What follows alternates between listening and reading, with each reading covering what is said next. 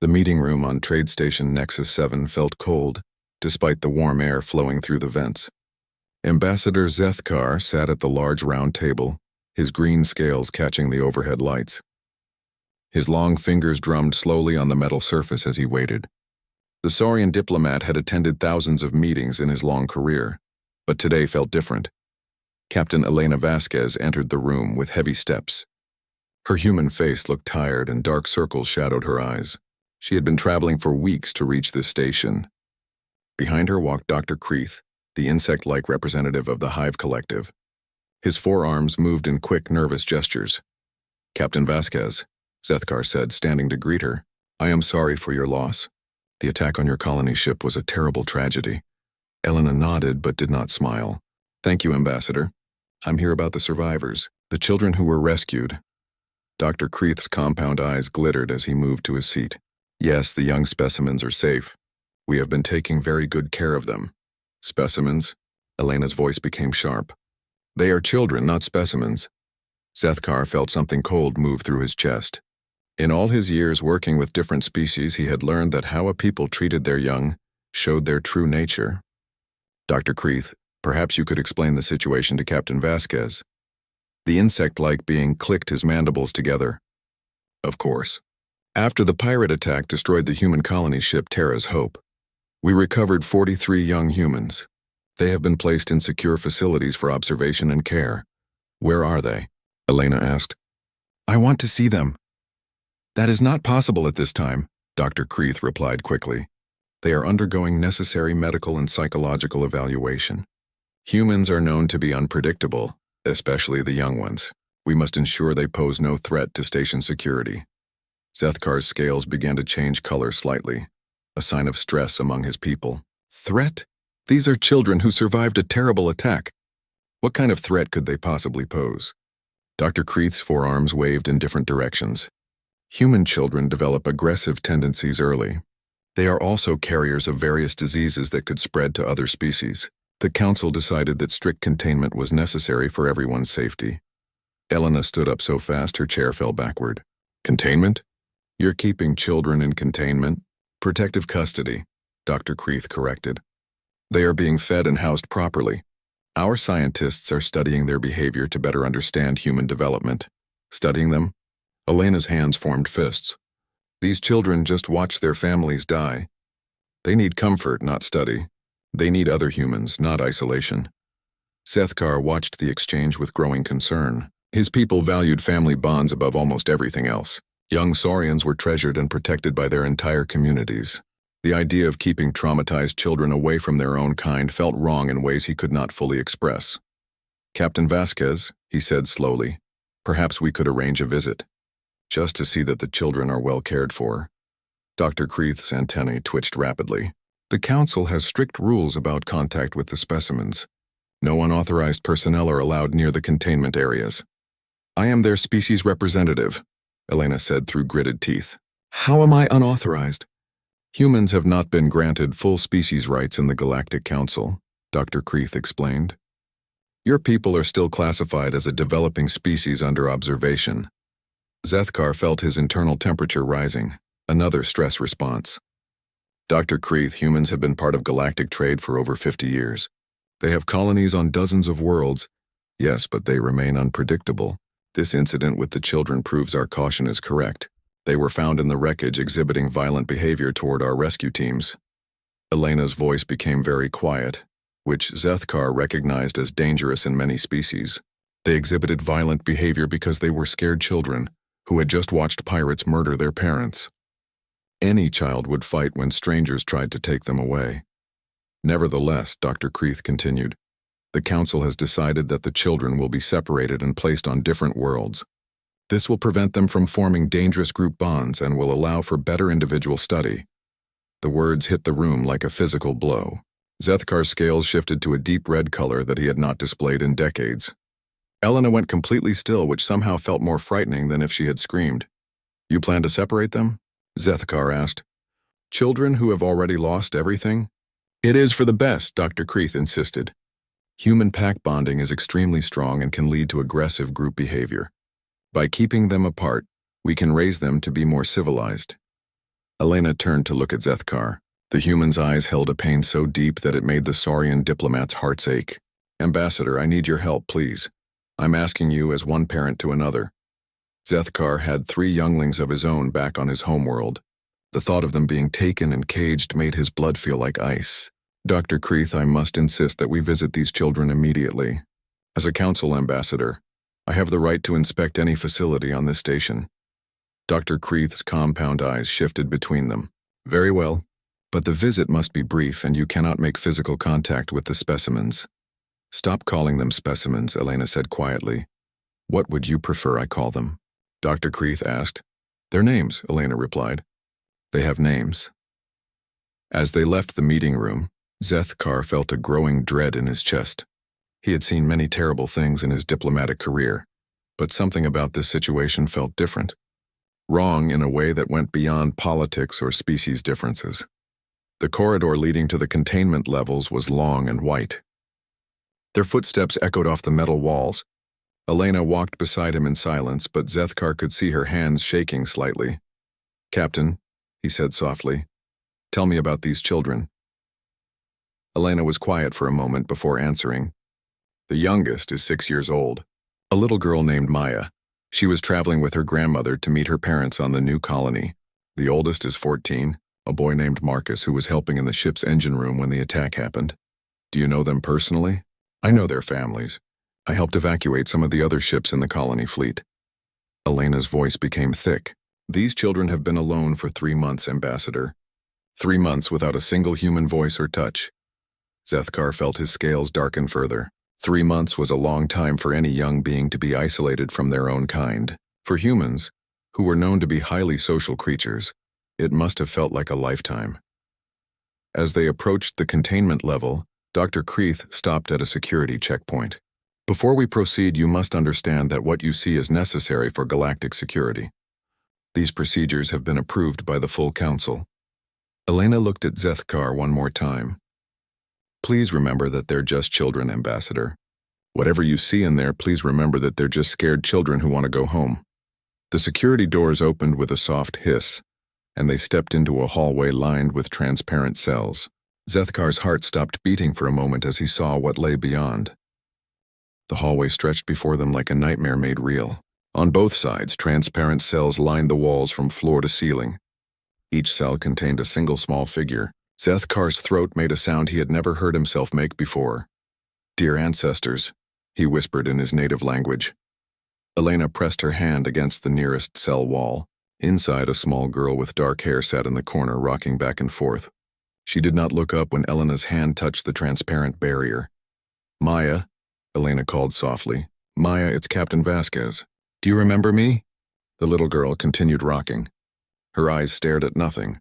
She was so thin that her clothes hung loose on her small frame. Dr. Kreith walked past them, his 4 arms gesturing at different monitoring devices. As you can see, each specimen is provided with adequate nutrition and medical care. The cells are climate-controlled and sanitized daily. Zethkar moved to the next cell. A boy who looked about 10 years old sat on a simple bed staring at the wall. When Zethkar approached, the boy's eyes met his for a moment. The look in those young human eyes made Zethkar step backward. What have you done to them? Zethkar asked, his voice barely steady. We have provided them with safe housing and regular meals, Dr. Kreith replied. Each specimen receives medical checks twice daily and psychological evaluation once per week. Elena moved from cell to cell, calling names. Tommy, Sarah, Jake, can you hear me? Most of the children did not respond. A few looked toward her voice, but their eyes seemed empty. In the 7th cell, a teenage boy sat cross-legged on the floor. Unlike the others, he looked directly at Elena when she approached. His name was Marcus, and Zethkar could see intelligence still burning in his eyes, though it was mixed with something that might have been rage. Captain Vasquez, Marcus said, his voice hoarse from lack of use. Are you real, or am I dreaming again? Elena's hands pressed flat against the barrier. I'm real, Marcus. I'm here. I'm going to get you out. They told us no one was coming, Marcus said. They said all the other humans were dead. They said we were the last ones. Dr. Kreith clicked his mandibles together. We provided necessary information to prevent false hope. It is better for specimens to accept their situation. Zethkar felt something hot and dangerous rising in his chest. You told children that their entire species was extinct? Not extinct, merely that rescue was impossible. This helps them adapt to their new circumstances. New circumstances? Elena's voice cracked. What new circumstances? Dr. Creeth led them further down the hall, past more cells containing silent children. The council has made decisions about their future. They will be separated and sent to different worlds for individual study and education. Some will go to agricultural worlds to learn farming. Others will be sent to technical facilities to develop useful skills. You're talking about slavery, Elena said. We prefer the term guided development, Dr. Creeth corrected. They will be given purpose and structure, much better than allowing them to develop chaotic human tendencies. They reached the end of the hall, where a larger cell held 3 older children. These were the teenagers, and unlike the younger ones, their eyes held clear awareness of their situation. When they saw Elena, one of them stood up. Captain, the girl said. Her name was Sarah, and she had been 15 when the attack happened.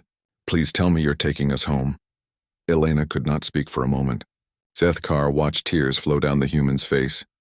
I'm working on it, Elena finally managed. Sarah, are you taking care of the others? As much as I can, Sarah replied. But they won't let us talk to the little ones. They won't let us touch anyone. Some of the kids have stopped eating. Maya hasn't spoken in weeks. Dr. Creeth made notes on a small device. Interesting. The older specimens show more resistance to isolation protocols. This confirms our theory that separation is necessary. Zethkar could not take his eyes off the children. In his culture, young ones were surrounded by family, by warmth, by constant physical contact and emotional support. These human children had been treated like dangerous objects instead of living beings who needed love. Dr. Creeth, Zethkar said slowly, how long do you plan to keep them in these cells? The separation process will begin next week. Each specimen will be transported to their assigned world for individual development programs. And they will never see each other again? That is correct. Group bonding leads to pack behavior in humans. This way they can be properly civilized. Elena turned away from the cells and faced Dr. Creeth directly. These children have been through trauma that would break most adults. They need comfort, not isolation. They need each other. Human emotional needs are secondary to galactic security, Dr. Creeth replied. The Council has extensive research on human psychological development. This approach will produce more stable adults. Stable? Elena's voice rose. Look at them. They're broken. Zethkar studied the cells again. Some children sat motionless. Others rocked or paced in small circles. A few stared at the walls with blank expressions. This was not what healthy young beings looked like.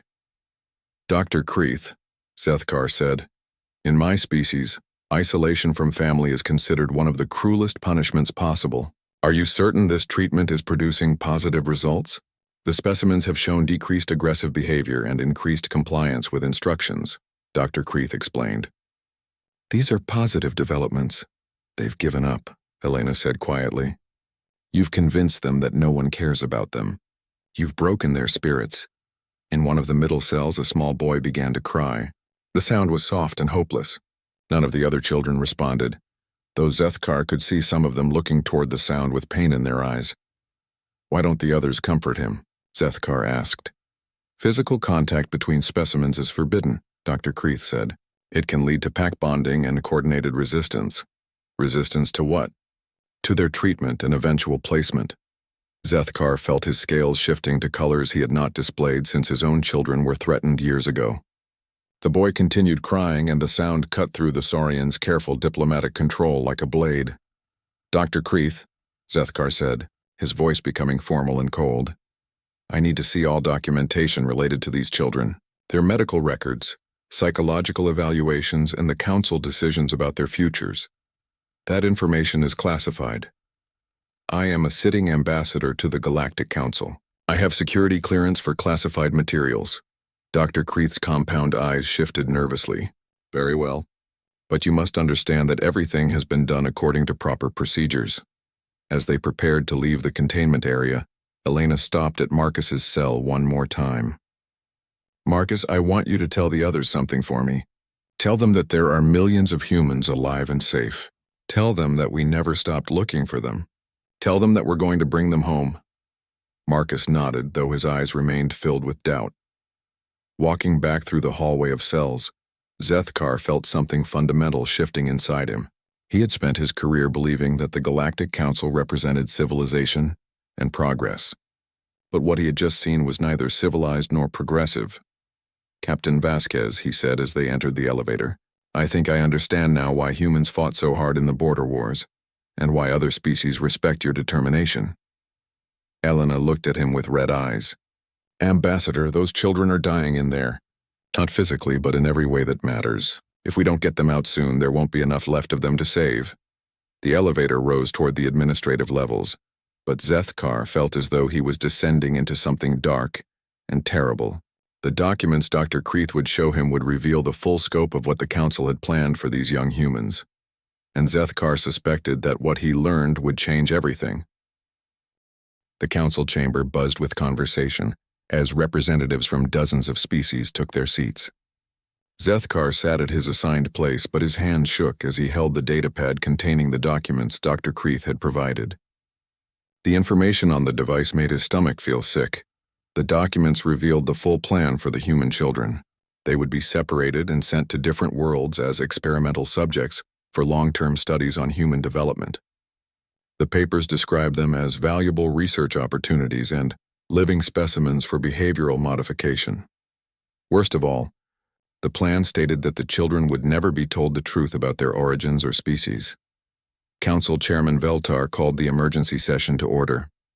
The tall, gray-skinned Etherian looked tired as he addressed the gathered representatives. "We are here to discuss the complaint filed by Captain Elena Vasquez regarding the human specimens currently in protective custody," Chairman Veltar announced. "Ambassador Zethkar has requested this emergency session." Zethkar stood slowly. His translator device hung around his neck, and he could feel it warming up as his emotional state began to affect its functioning. "Chairman Veltar, honored colleagues," Zethkar began, his voice steady but tight. "I have spent the last 6 hours reviewing documentation and visiting the containment facility housing 43 human children." Dr. Kreith rose from his seat. "If I may interrupt, the specimens are being housed according to all proper protocols for potentially dangerous biological entities." Something hot flashed through Zethkar's mind. "Biological entities?" His translator device made a small crackling sound. "These are children, young beings who have already suffered trauma that would destroy most adults." Councillor Thaxim, a warrior species representative, leaned forward. "Ambassador Zethkar, while we appreciate your concern, humans have proven to be an unpredictable species. Caution is warranted. Caution." Zethkar's voice rose, and his translator began to emit small sparks. "I have read the plans for these children. You intend to scatter them across the galaxy, never to see each other again. You plan to lie to them about who they are. You plan to use them as experimental subjects. For the greater good of galactic peace," Dr. Kreith insisted. "Human pack bonding leads to aggressive behavior. This is well documented." Zethkar felt something breaking inside his chest. His people had a condition called the burning truth, which occurred when emotional stress became too great to contain. When it happened, a Saurian would speak without filters, broadcasting their thoughts and feelings with complete honesty. It had not happened to Zethkar in over 30 years. "Pack bonding?" Zethkar's translator began smoking. "Do you know what I saw in those cells? I saw a little girl who has stopped eating because no one will hold her when she cries. I saw a boy who asks if rescue ships are real or just dreams. I saw teenagers trying to care for younger children through transparent walls because you forbid them to touch." The other representatives began to look uncomfortable. Zethkar's scales were shifting through colors rapidly, and his translator was making increasingly loud crackling sounds. Chairman Veltar raised his hand. "Ambassador Zethkar, please control yourself."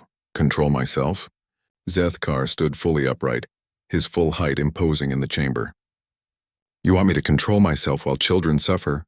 While we debate the future of young beings as if they were cargo?" Dr. Kreith clicked his mandibles nervously. "The specimens are being treated humanely according to established protocols." The word specimens broke something fundamental in Zethkar's mind. The burning truth crashed over him like a wave, and his translator device exploded in a shower of sparks. But instead of silencing him, the malfunction somehow connected him to the station's main communication system.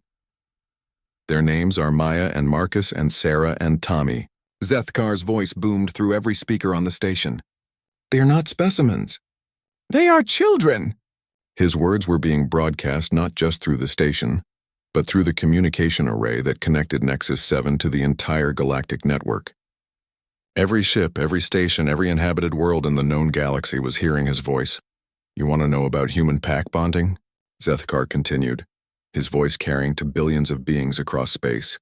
"I will tell you about human pack bonding. Humans crossed impossible distances to build new homes for their families. They fought wars against superior enemies to protect their children.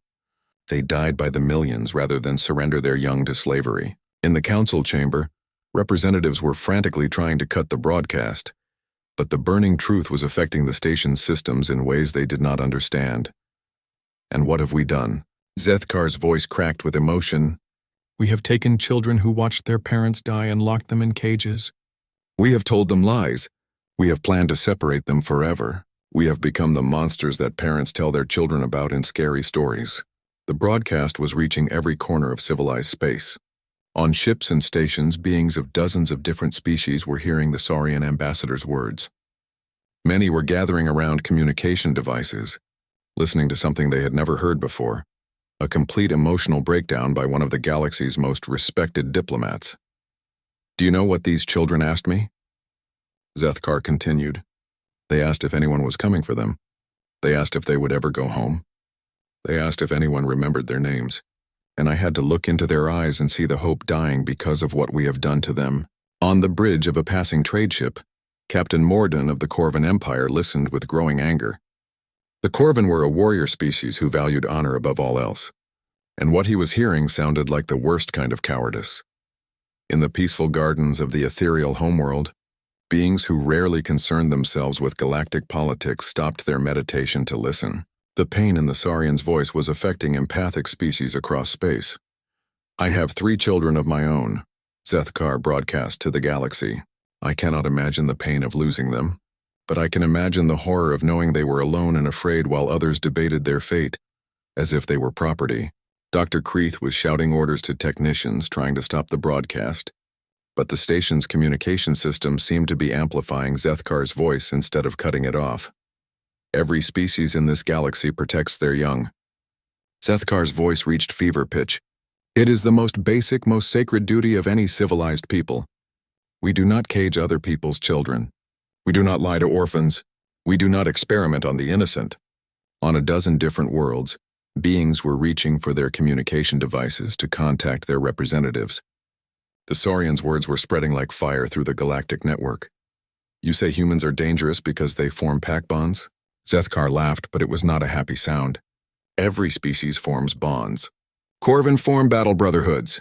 Ethereals share mental connections. My own people live in family clusters. The only species I know that does not form bonds are parasites and predators." In the chamber, Chairman Veltar was pale with shock.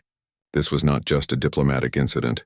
This was potentially the collapse of the entire Galactic Council's authority. "I have seen the documents." Zethkar continued his broadcast. "The plans to use these children as experimental subjects, to lie to them about their species, to make sure they never remember where they came from. This is not protection. This is the systematic destruction of young minds."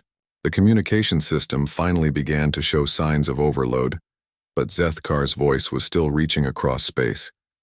"To any humans listening to this broadcast, your children are alive. They are being held on Trade Station Nexus 7. They have been told you are all dead, but they still hope you will come for them. They still remember your faces. They still call your names in their sleep." The system gave one final surge of power. "And to every other species in this galaxy, remember this day. Remember what we became when we stopped seeing children as children. Remember what happens when fear makes us forget our most basic duties to the innocent." The communication system finally died with a shower of sparks, leaving the council chamber in complete silence. Zethkar collapsed into his chair, his scales slowly returning to their normal green color. Around him, representatives sat in stunned silence, realizing that their careers, their governments, and possibly their entire civilization had just been judged by one of their own. And across the galaxy, the response was already beginning. The first response came within an hour of Zethkar's broadcast. High Admiral Thrakmor of the Corvan Empire sent a single brutal message to the Galactic Council. Warriors who make war on children are not warriors. They are cowards. The Corvan Empire withdraws all support from the Galactic Council until the human younglings are returned to their people. In the hours that followed, the communication arrays of Trade Station Nexus 7 were overwhelmed with incoming messages. Chairman Veltar sat in his private office, watching his life's work crumble as species after species responded to the Saurian ambassador's words. The Ethereals, who had remained neutral in galactic politics for centuries, sent a message that made Veltar's hands shake. We have felt the pain of the human children through the ambassador's broadcast. Our fleets are moving to ensure their protection. This treatment of the innocent cannot stand. Dr. Kreith burst into the chairman's office without being announced. His forearms waved frantically as he spoke. The whole galaxy has gone mad. The Zephyrian Trade Federation has canceled all contracts with Council Worlds. The Crystal Singers are refusing to provide communication services. Even the peaceful farming worlds are demanding explanations. Veltar stared at the flood of messages on his screen. How many species have withdrawn support? 47 so far, Dr. Kreith replied. And more are threatening to follow unless we release the human specimens immediately. Stop calling them specimens, Veltar said tiredly. I think that word has caused enough damage. On the outer edge of the system, something was happening that made the Council's problems much worse. Ships were appearing from the darkness between stars. Not the small human trade vessels or diplomatic ships that the galaxy was familiar with, but massive military vessels that seemed to materialize from nowhere. Captain Elena Vasquez stood on the bridge of the human vessel Defiance, watching the sensor readings with grim satisfaction. Admiral Chen, the fleet is in position. Admiral Sarah Chen was a small woman with gray hair and eyes like steel. She had commanded human military forces for over 20 years, and her reputation for protecting human interests was legendary among her own people. What the galaxy did not know was that humanity had been building and hiding military fleets in the dark spaces between stars for decades. How many ships do we have in the system? Admiral Chen asked. 57 combat vessels, Captain Vasquez replied, with more arriving every hour. The Terran Defense Fleet, the Colonial Guard, and even some of the independent colonies have sent ships. Admiral Chen nodded. The response had been faster and larger than even she had expected. When word of the children's situation reached human space, every available ship had dropped whatever it was doing and headed for Nexus 7. Send a message to the station, Admiral Chen ordered. Keep it simple. The message that reached Chairman Veltar was indeed simple. This is Admiral Sarah Chen of the Human Defense Fleet. Return our children. Now. But it was not just humans responding to Zethkar's broadcast. Across the galaxy, beings who had never met a human were demanding action from their own governments. On the industrial world of Mechanus, the robotic synthetics who rarely involved themselves in organic politics sent a formal statement. The Mu. Preservation of young life is a fundamental programming imperative across all sentient species. The treatment of human offspring violates basic ethical protocols. The proud and ancient stellar dragons, who considered themselves above petty galactic politics, emerged from their deep space meditation to issue a pronouncement. Even we, who live for millennia, understand that the young are sacred. Those who harm children harm the future itself. In the council chambers, the emergency session had devolved into chaos. Representatives who had supported the human containment policy hours earlier were now demanding immediate action to correct the situation. Counselor Thaxam of the warrior clans stood at his podium, his voice booming through the chamber. The Corvan have always respected humans as worthy opponents in battle. But what we have done here is not battle.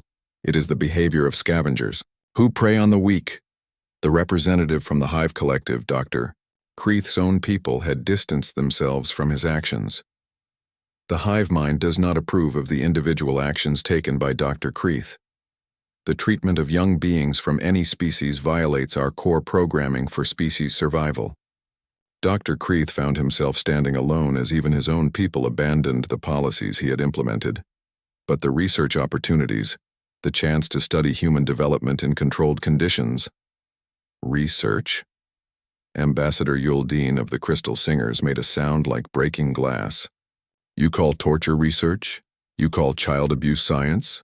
Chairman Veltar tried to maintain order, but the chamber was in chaos. Outside, the station's sensors were detecting more and more ships arriving at the edge of the system. Human vessels, yes, but also ships from dozens of other species coming to witness the resolution of the crisis. Captain Vasquez received a communication from the surface of one of the human worlds. Captain, this is Colony Administrator Hayes on New Terra. We're prepared to receive the children immediately.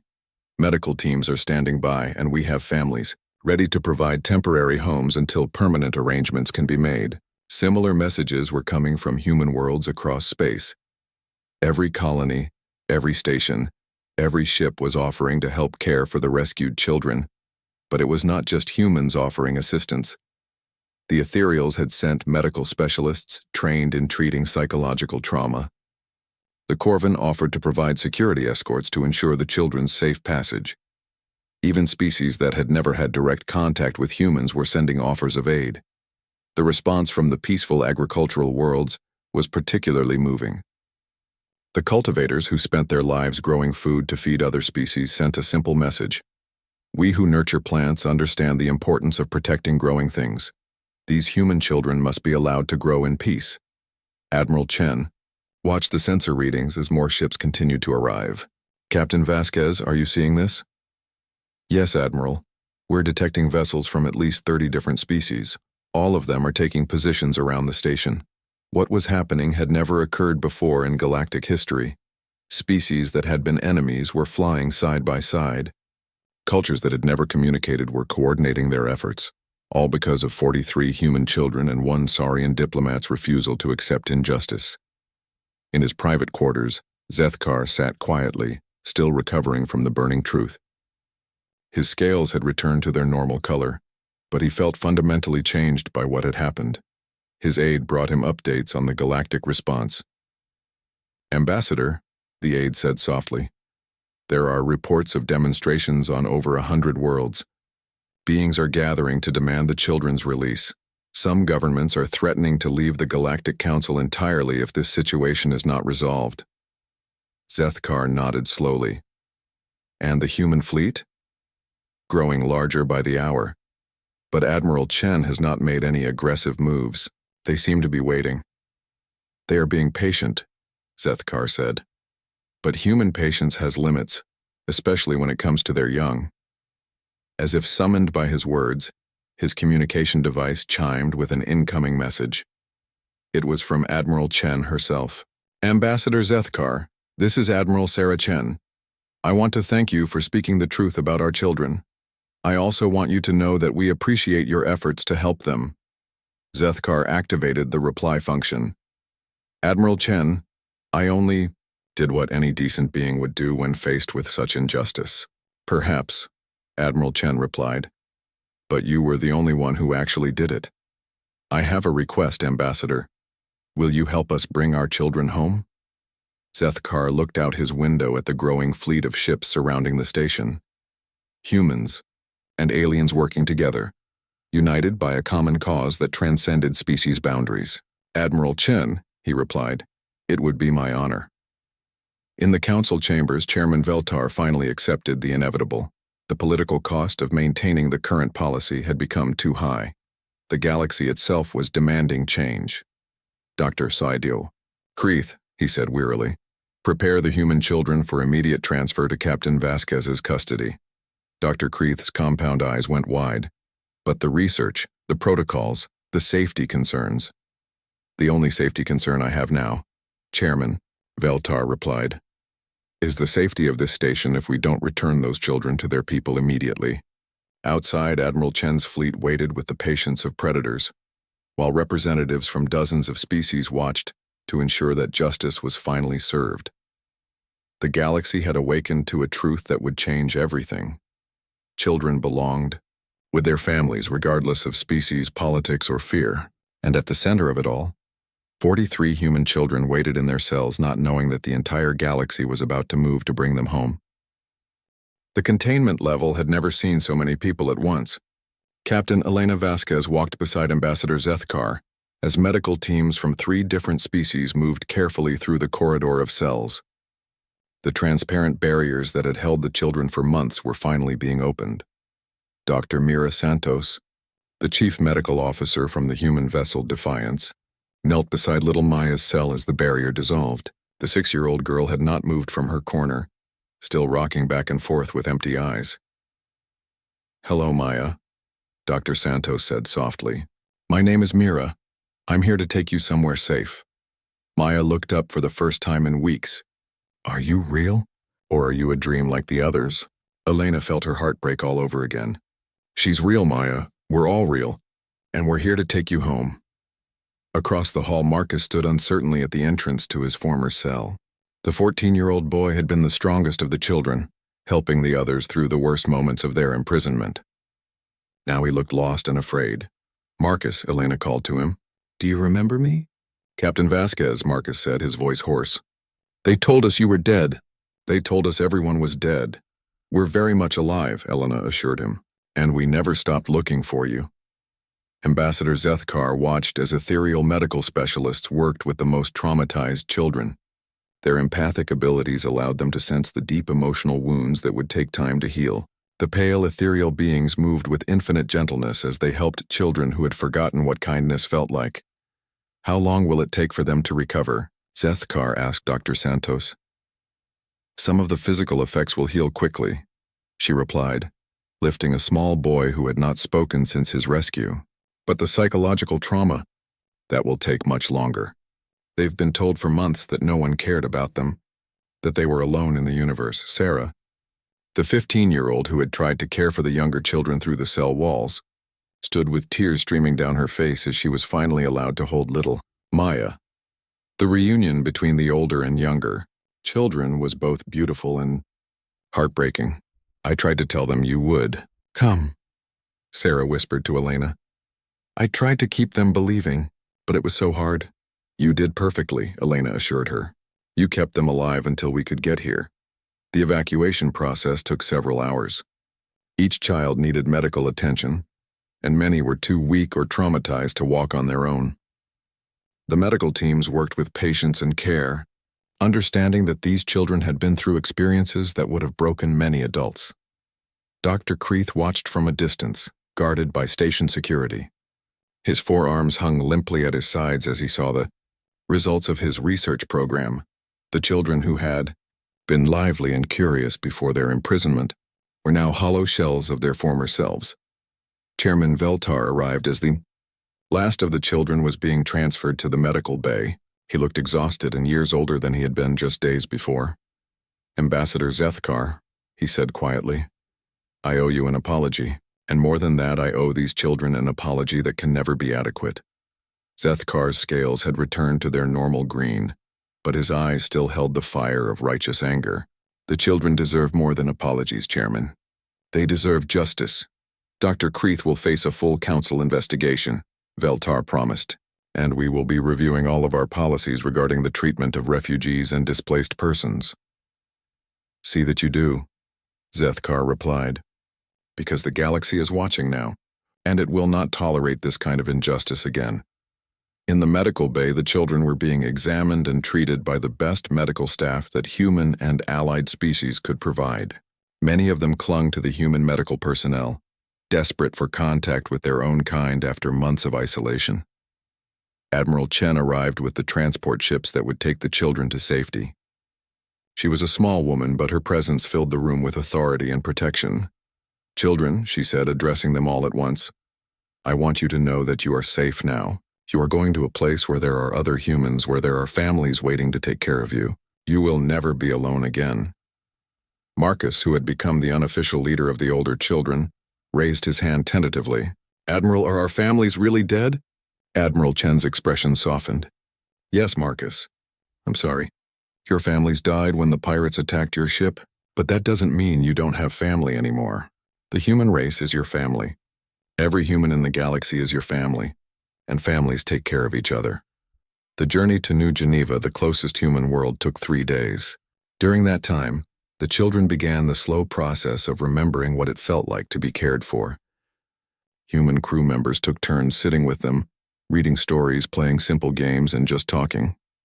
Zethkar traveled with them, having requested permission to see the children safely delivered. He spent much of the journey observing how humans cared for their young, understanding now why the galaxy's treatment of these children had been so fundamentally wrong. "Captain Vasquez," he said on the final day of the journey, "I am beginning to understand something about your species that I did not before." "What's that, Ambassador?" "Humans do not just protect their biological offspring. You protect all human children as if they were your own. This is why the separation plan was so particularly cruel." Elena nodded. "Every human child is precious to us. These children will have hundreds of families competing to adopt them. They'll have more love and support than they know what to do with." When they reached New Geneva, the children saw something they had never expected to see again. A human world, with human cities and human families waiting for them. The landing pad was crowded with people holding signs and gifts, all there to welcome the rescued children home. Maya, who had barely spoken during the journey, looked out the window at the crowd of humans below and spoke her first complete sentence in months. "Are they all here for us?" "Yes, sweetheart," Elena replied. "They're all here for you." The reunification process was carefully managed by human social workers and psychologists who specialized in trauma recovery. Each child was matched with a temporary family, while permanent arrangements were made. The goal was not just to house them, but to help them heal from their experiences. Ambassador Zethkar stayed for the ceremony that formally welcomed the children to their new home. He watched as Maya, who had seemed completely broken just days before, laughed as she played with other human children. Marcus and Sarah were helping the younger ones adjust, their own healing beginning as they were able to care for others again. "Ambassador," a voice said behind him. He turned to see Elena approaching with a small human woman.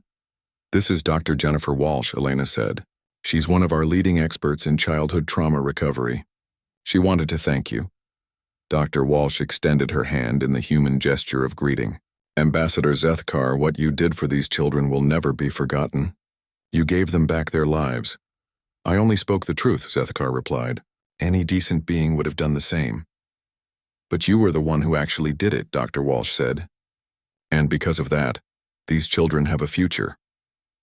As the weeks passed, reports came from across the galaxy about the changes that Zethkar's broadcast had created.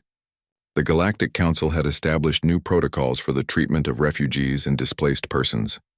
Dr. Kreeth had been stripped of his position and faced criminal charges. Most importantly, a new interspecies child protection accord had been signed by over 60 worlds. The human children themselves became the best argument for the new policies.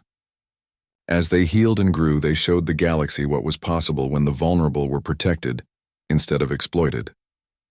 They learned, they played, they formed new families with their adoptive parents, and they thrived. A year later, Zethkar returned to New Geneva for the anniversary of the children's rescue. He found them transformed. Maya was now a happy 7-year-old who ran up to hug him the moment she saw him. Marcus had grown several inches and was studying to become a doctor so he could help other trauma survivors. "Ambassador," Sarah called to him from across the park where the children were playing. "Come meet my new little sister." Zethkar walked over to find Sarah playing with a young human girl who had been adopted into the same family. "This is Emma," Sarah explained. "She was in an accident and needed a family. Mom and Dad adopted her too." As Zethkar watched the children play, he noticed that several alien species had also come to observe. Young beings from various worlds were playing alongside the human children, their families having moved to New Geneva specifically to be part of this new community. "It's remarkable," Elena said, joining him. "The children who were supposed to be separated forever have become the center of the most integrated community in human space." "Perhaps," Zethkar replied. "That was always the real threat. Not that human children would become dangerous, but that they would show the galaxy what we could become if we chose cooperation over fear."